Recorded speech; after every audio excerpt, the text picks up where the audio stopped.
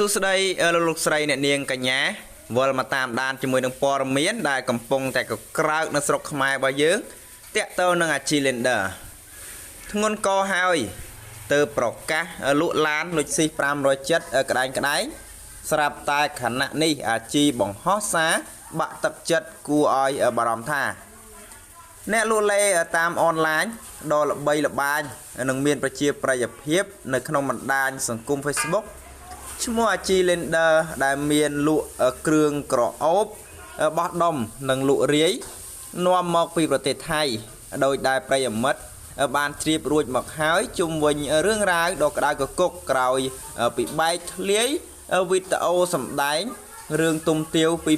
2021ដោយអ្នកលក់លេសាច់សខ្ចីគឺអាជី Lender រំលឹករឿងមួយដែលផ្អើលដោយអាជីទើបតែទម្លាយពីប្រាក់ចំណូលខ្លួនរកបានមួយថ្ងៃ$20,000ទៀតផងធ្វើឲ្យមហាជនមានការភ្ញាក់ផ្អើលជាខ្លាំងផងដែរយ៉ាងខ្លាំងយ៉ាងណាមិញបន្ទាប់ពីល្បីរឿងនេះចប់ហើយ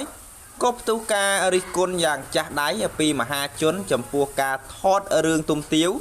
2021នោះភ្លាមនោះក៏ក្រសួងមានចំណាត់ការទៅលើក្រុមកញ្ញាផងដែរក៏ប៉ុន្តែក្រោយស្ងាត់មួយរយៈអាជីប្រកាសលក់ឡាន570ក្តែងអមនឹងសារលើបណ្ដាញសង្គម Facebook ថាលាហើយសំណប់ចិត្តម៉ាក់គ្មានលទ្ធភាពជិះកូនទៀតទេ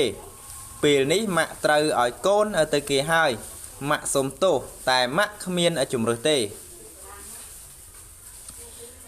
អស់ហើយពេលនេះមិនសល់អ្វីទៀតទេ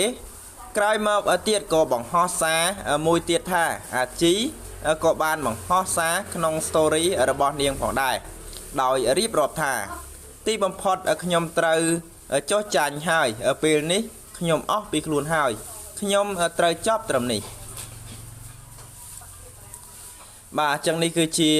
ការបង្ហោះរបស់អាជី Lender ដែលប្រិយមិត្តប្រហែលជាបានស្គាល់ហើយមួយរយៈនេះគឺល្បីរឿងគាត់ខ្លាំងមែនទែននៅលើបណ្ដាញសង្គម